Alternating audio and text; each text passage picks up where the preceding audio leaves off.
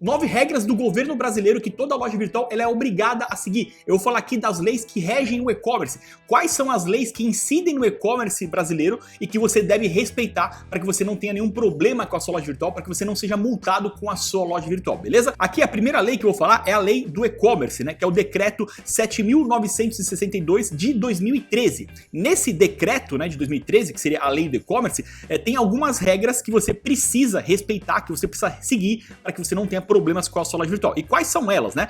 A primeira regra é que você tem que ter uma identificação clara da sua empresa. Na sua loja virtual tem que ter uma identificação clara da empresa. O que seria essa identificação? Você tem que ter ali no rodapé, de forma clara, né, não escondida, o CNPJ, a razão social, o endereço e uma forma de contato com a sua empresa. Isso, de acordo com esse decreto, né, de 2013, é obrigatório porque as pessoas que vão visitar a sua loja, elas precisam saber essas informações de forma clara. Você não pode esconder, você não pode ocultar essas informações. Mas claro que você consegue montar uma loja virtual. Eu consigo contratar, sei lá, a Nuvem Shop, a Tray, a loja integrada, a Shopify, qualquer loja virtual, qualquer plataforma de loja virtual que você contratar, elas não vão exigir, a plataforma não exige que você coloque as informações. Então você consegue montar uma loja virtual sem você colocar essas informações no rodapé ou em qualquer lugar. Você consegue colocar no ar uma plataforma, começar a vender numa plataforma sem você ter essas informações divulgadas na sua loja, né? Então não existe nenhuma trava técnica que vai impedir que você venda. Você vai conseguir vender. Porém, de acordo com a lei, de acordo com o decreto, é obrigatório que você tenha essas informações no rodapé do seu site, beleza? O segundo ponto aqui, ainda dentro da lei do e-commerce, é que você detalhe as informações sobre o produto. Então você tem que ter informações detalhadas sobre o produto, principalmente no que diz respeito ao preço, né? O preço tem que ter ali os detalhes do preço, as condições de pagamento tem que estar bem detalhadas e se tiver taxas adicionais. Se for cobrar taxas adicionais por algum motivo, tem que estar explícito isso, né? O cliente tem que saber o que ele está pagando, por exemplo, de preço e o que ele está pagando de taxa adicional por algum motivo, dependendo do seu produto, você vai colocar alguma taxa ali. Então, são informações detalhadas sobre o produto que também são exigidas, né, nesse decreto, beleza?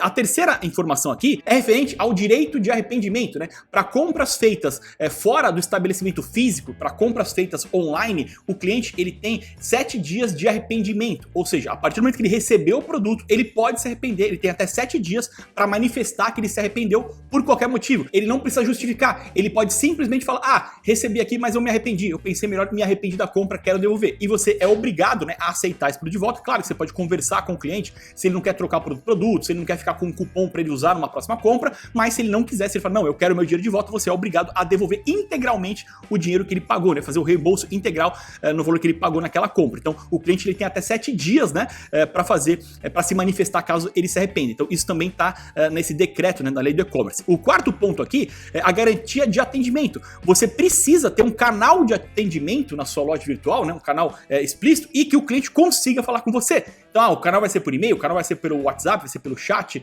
o canal vai ser por telefone. Você pode ter qualquer um desses canais ou mais de um desses canais, mas é importante que qualquer que seja o canal, quando o cliente tentar falar, o cliente tem que ter o retorno, o cliente ele tem que ser atendido.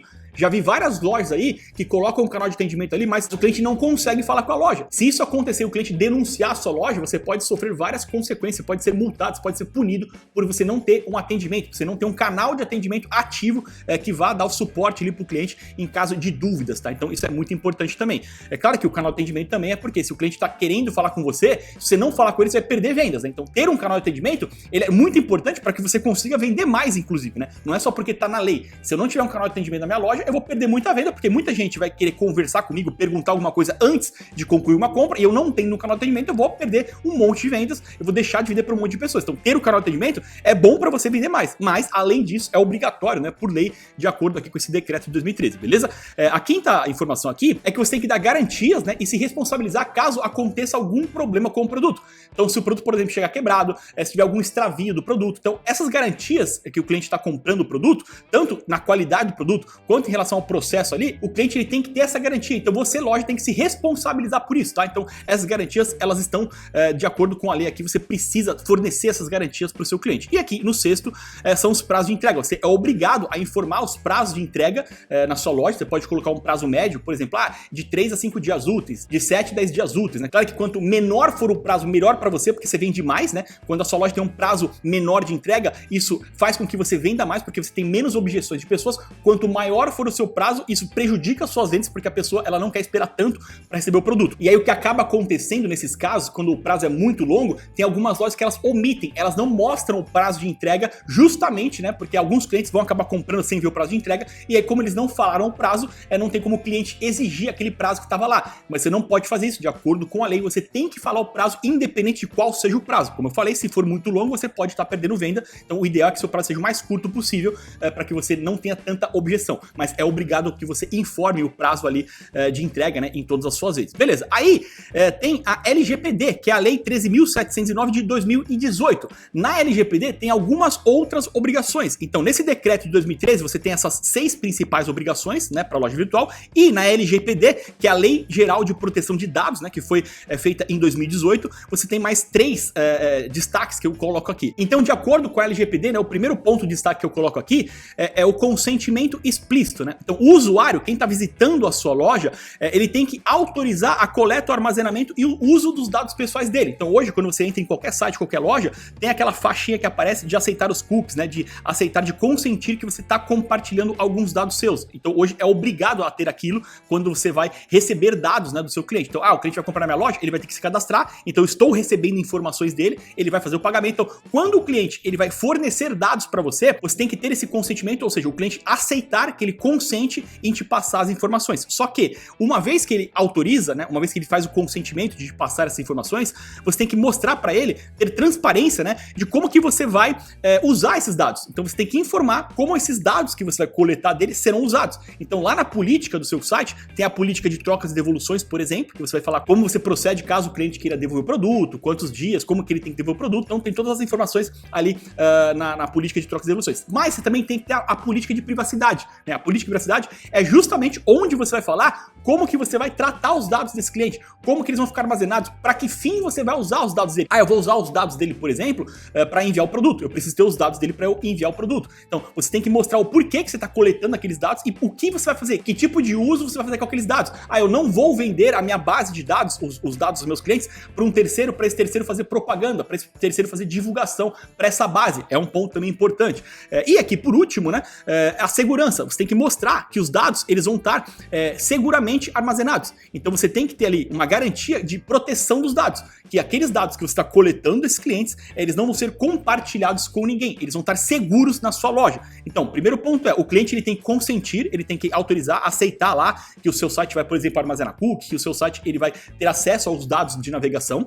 Você tem que ter transparência, você tem que falar o porquê que você está coletando esses dados e o que você vai fazer com esses dados, e você tem que garantir que esses dados eles vão ser protegidos, eles vão estar em ambientes seguros, eles não vão ser usados, né, de forma diferente daquela que você está colocando ali para eles. Então, isso são os pontos necessários de acordo com a Lei Geral de Proteção de Dados, né, que é o LGPD. Rafael, mas como que eu coloco esse consentimento na minha loja, né? Como que eu faço para aparecer esse eu aceito os cookies na minha loja? Hoje, praticamente todas as plataformas já tem esse plugin, né? Já tem esse módulo disponível na plataforma que você habilita, e aí quando você habilita já vai aparecer automático isso na sua loja, na sua plataforma. Se a sua plataforma não tiver isso, tem como você instalar um plugin externo. Você vai perguntar para o suporte da sua plataforma, eu preciso ter na minha loja aquele aceito de consentimento dos cookies para o cliente, né, para o usuário que estiver navegando, aceitar os cookies de navegação. Como que eu faço para habilitar isso aí na plataforma? Aí se tiver o plugin, eles vão habilitar, vão falar para você como habilita, e se não tiver o plugin, eles vão te indicar um plugin para você instalar para que isso seja habilitado. Então isso é algo que você consegue automatizar, você não vai ter que desenvolver nada, você vai ter que só instalar ou habilitar o plugin da sua própria plataforma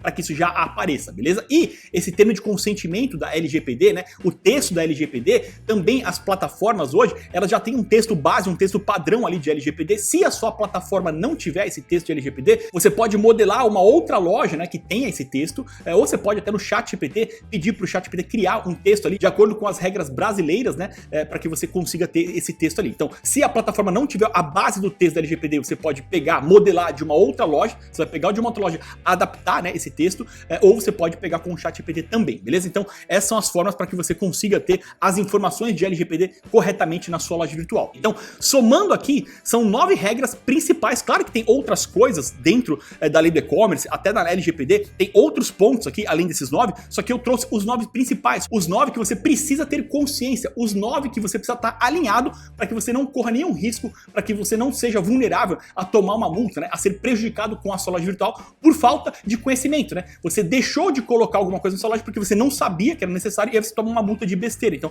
é necessário que você tenha atenção a esses 9 pontos aqui, de acordo, né, com o governo brasileiro, para que a sua loja esteja conforme a lei, beleza? Se você gostou desse conteúdo, se esse conteúdo foi útil para você, eu peço para você deixar o seu like como retribuição, e se você ainda não é inscrito aqui no canal, se inscreva, porque toda semana a gente tem novas aulas, novos conteúdos para ajudar você a começar da forma certa no e-commerce e a vender cada vez mais com a sua loja virtual, beleza? É isso aí, valeu, até a próxima.